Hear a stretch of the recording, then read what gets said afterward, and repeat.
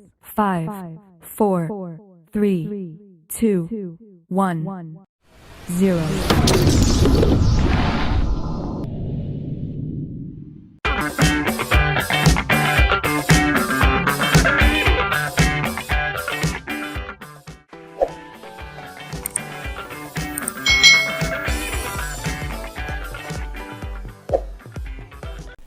Hai hai hai, selamat datang di channel YouTube Kak Citra. Apa kabar adik-adik semuanya? Kak Citra berharap kalian dalam keadaan yang baik, sehat, dan siap untuk belajar ya. Hari ini kita akan belajar bersama-sama untuk mata pelajaran tematik kelas 5. Kita belajar di tema 4, sehat itu penting. Subtema 1, peredaran darahku sehat. Pembelajaran yang ketiga. Mari adik-adik kita belajar dengan penuh semangat. Adik-adik, warga masyarakat di tempat tinggal Edo sedang kerja bakti. Mereka membuat jalan setapak untuk masuk ke gang perumahan setempat. Mereka juga bekerja bakti membersihkan lingkungan. Semua warga masyarakat ikut dalam kegiatan kerja bakti termasuk Edo. Kerja bakti membersihkan lingkungan merupakan upaya untuk menciptakan lingkungan kita itu sehat. Nah, dengan lingkungan sehat, warganya pun hidup sehat juga. Semua warga harus mengikuti kerja bakti, karena kerja bakti merupakan kewajiban sekaligus tanggung jawab setiap warga negara masyarakat. Nah, sebagai warga masyarakat, kita juga berhak untuk hidup di lingkungan yang bersih dan sehat. Adik-adik, apakah yang dimaksud kewajiban, hak, dan tanggung jawab? Nah, kewajiban itu adalah sesuatu yang harus dilakukan dengan penuh rasa tanggung jawab. Lalu, hak adalah sesuatu yang mutlak menjadi milik seseorang dan penggunaannya itu tergantung kepada orang yang bersangkutan. Sedangkan tanggung jawab adalah tugas dan kewajiban yang harus dilaksanakan. Itu tadi perbedaan antara kewajiban, hak, dan tanggung jawab. Adik-adik, kerja bakti yang dilakukan sekelompok warga masyarakat merupakan bentuk interaksi manusia dengan lingkungan. Apa yang dimaksud dengan interaksi manusia dengan lingkungan? Lalu apakah akibat dari interaksi manusia dengan lingkungan? Apakah interaksi sosial dapat menimbulkan persatuan dan juga perpecahan? Nah, untuk memahami, mari kita perhatikan gambar berikut ini. Yang pertama, ini adalah interaksi antar individu antara seorang ibu dengan anaknya ya. Ini ada interaksi antara antar individu ya, antara anak dan ibu. Lalu di sini yang kedua ada interaksi individu dengan kelompok. Contohnya adalah ibu guru sedang berbicara di depan murid-muridnya. Ibu guru itu individu. Kelompok di sini adalah murid-murid yang ada di kelas itu. Lalu berikutnya adalah interaksi kelompok dengan kelompok yang ditunjukkan oleh dua tim sepak bola. Ini interaksi antara kelompok dengan kelompok. Nah, manusia hidup dalam lingkungan tertentu adik-adik. Lingkungan adalah ruang yang ditempati oleh makhluk hidup dan benda tidak hidup. Jadi lingkungan itu di sekitar kita ya ditempati oleh makhluk hidup seperti manusia, hewan dan tumbuhan, serta benda-benda yang tidak hidup atau benda mati. Kehidupan manusia itu tidak dapat dipisahkan dari lingkungannya, baik lingkungan alam maupun lingkungan sosial. Manusia juga tidak bisa hidup sendiri adik-adik. Untuk memenuhi kebutuhannya, manusia itu pasti membutuhkan orang lain. Maka manusia itu disebut dengan makhluk sosial ya. Nah adik-adik, secara kodratnya setiap manusia itu selalu berinteraksi. Interaksi antar individu, individu dengan kelompok. Nah, interaksi ini itu disebut dengan interaksi sosial. Nah, melalui gambar ini adik-adik, kalian sudah mengetahui contoh interaksi sosial. Nah, untuk lebih memahami interaksi sosial, kalian bisa melakukan kegiatan berikut ini. Coba kalian cari contoh lain bentuk interaksi sosial, baik melalui buku, internet, atau sumber lainnya. Contohnya seperti ini, interaksi antar individu. Contoh lainnya ya, kalau contoh di sini kan ibu dengan anaknya. Contoh lainnya, seorang siswa bertanya kepada gurunya tentang materi pembelajaran. Seorang siswa itu satu, guru kan satu, berarti antar individu ya. Lalu ada contoh berikutnya, seorang anak menolong temannya yang jatuh. Itu juga interaksi antar individu. Seorang anak menyapa teman saat bertemu di jalan.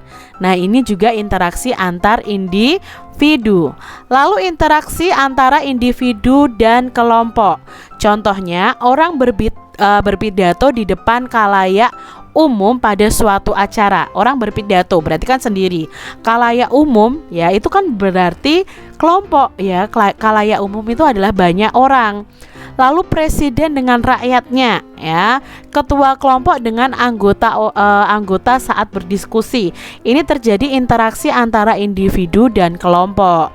Lalu interaksi antar kelompok. Nah, contohnya ada pertandingan basket antar sekolah. Lalu suatu kelompok melakukan presentasi di depan kelompok lain saat pembelajaran di kelas.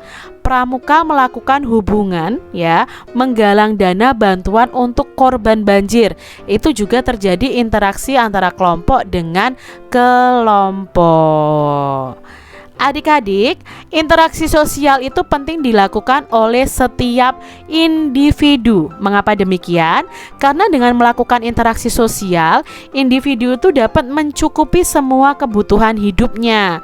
Contoh, saat kamu makan nasi, tentu nasi yang dimakan itu berasal dari beras. Beras itu berasal dari padi yang ditanam oleh petani. Nah, sebelum menjadi beras, padi itu digiling oleh orang lain juga.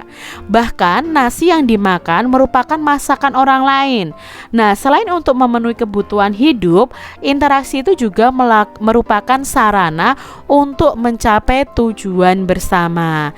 Nah, interaksi sosial itu tidak selamanya mengarah kepada kebersamaan atau persatuan. Oleh karena itu, interaksi sosial itu dibedakan menjadi dua, yaitu interaksi sosial yang mengarah ke persatuan dan interaksi sosial yang mengarah ke perpecahan. Ternyata ya, ada yang positif, ada yang negatif. Nah, adik-adik, di sini kita akan mencari contoh interaksi sosial yang mengarah kepada persatuan dan yang mengarah kepada perpecahan ya. Contoh interaksi sosial yang mengarah kepada persatuan adalah siswa-siswi bergotong royong membersihkan lingkungan sekolah. Ini pasti mengarahnya kepada persatuan. Siswa-siswi mengadakan musyawarah untuk pelaksanaan pemilihan ketua kelas. Lalu melakukan kegiatan piket secara bersama-sama dalam kelas. Ini interaksi sosial yang mengarah kepada persatuan. Sedangkan contoh interaksi sosial yang mengarah kepada perpecahan adalah saling mengejek teman. Nah, ini tidak boleh adik-adik karena akan menimbulkan perpecahan ya. Tawuran antar pelajar, menghina teman yang mendapat nilai jelek. Ini tidak boleh kita lakukan. Adik-adik, masyarakat Indonesia yang hidup tersebar di berbagai wilayah Indonesia itu memiliki beragam karakteristik. Nah, karakteristik itu antara lain ya, satu wilayah dengan wilayah yang lain itu berbeda-beda. Contohnya seninya berbeda, ekonominya berbeda, sosial, budaya, dan politiknya. Oleh karena itu, setiap warga negara Indonesia hendaknya menjaga interaksi yang baik. Nah, interaksi yang baik dari perbedaan tersebut dapat mendukung pembangunan nasional.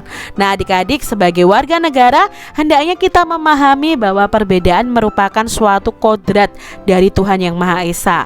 Oleh karena itu, kamu harus mengelola perbedaan tersebut menjadi sebuah kekuatan.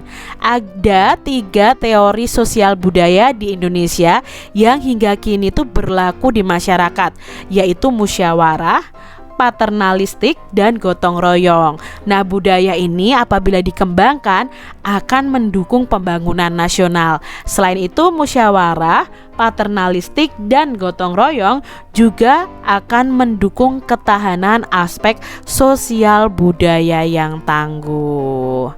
Adik-adik yang hebat, coba amati nih lingkungan tempat tinggal kalian dan identifikasi upaya warga masyarakat dalam meningkatkan pembangunan sosial budaya. Contohnya seperti ini ya adik-adik ya. Upaya yang dilakukan warga masyarakat untuk meningkatkan pembangunan sosial budaya, misalnya dengan mencintai bahasa persatuan yaitu bahasa Indonesia, lalu mengembangkan dan mendalami bahasa daerah guna memperkaya nilai kebudayaan, mempelajari bahasa asing guna meningkatkan taraf hidup di kemudian hari, mengapresiasi segala bentuk kebudayaan bangsa Indonesia, bersikap, bertutur, dan berperilaku sesuai dengan adat dan istiadat atau tata tertib yang berlaku, dan membiasakan diri untuk bersikap peduli terhadap alam, salah satunya dengan tidak membuang sampah sembarangan. Lalu menuntut ilmu setinggi mungkin untuk menggapai cita-cita. Nah, adik-adik, warga masyarakat Indonesia itu harus bertanggung jawab ya dalam meningkatkan pengalaman dalam sosial budayanya. Nah, dengan demikian setiap individu memiliki tanggung jawab yang sama. Tanggung jawab tersebut diantaranya menjaga kebersihan, lalu menjaga ketertiban dan keamanan lingkungan. Nah, di sini dapat disimpulkan bahwa kekuatan masyarakat itu terletak pada kerjasamanya. Pentingnya kerjasama dalam masyarakat dapat diungkapkan dalam sebuah pantun ya adik-adik. Contohnya nih, turun ke paya memetik kangkung, hati senang dibantu si dia, bergotong royong penduduk sekampung, hasil mufakat hidup bahagia. Nah, masih ingat ya adik-adik tentang pantun? Masih banyak contoh pantun yang mengandung nasihat, terutama tentang pentingnya kerjasama dan mufakat dalam masyarakat. Nah, simak nih contoh pantun berikut ini. Merah muda baju si bibi, di tangannya ada bayam seikat.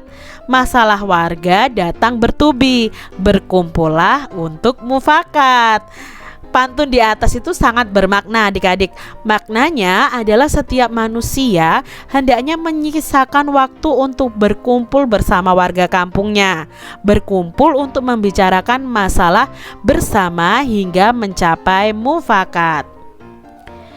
Adik-adik, carilah nih contoh pantun yang mengandung nasihat. Ya, kalian kalau tidak menemukan bisa kalian buat sendiri contoh pantunnya. Contohnya ini, kalau kamu lagi di pantai, jangan lupa menggelar tikar. Kalau kamu ingin pandai, jangan lupa rajin belajar. Ini ada maknanya adik-adik. Jika kita ingin pandai, tentunya harus rajin belajar.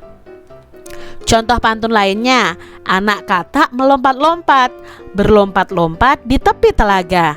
Janganlah kita suka mengumpat, kelak hilang seluruh pahala. Maknanya apa pantun ini? Jadi orang itu jangan suka mengumpat, karena akan menghapus kebaikan yang sudah kita lakukan.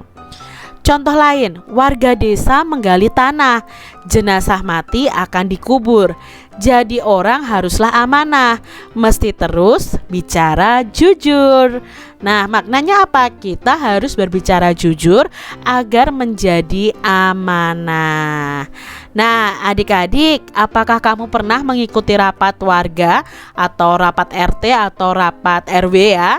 Jika belum pernah, mungkin orang tua kalian pernah.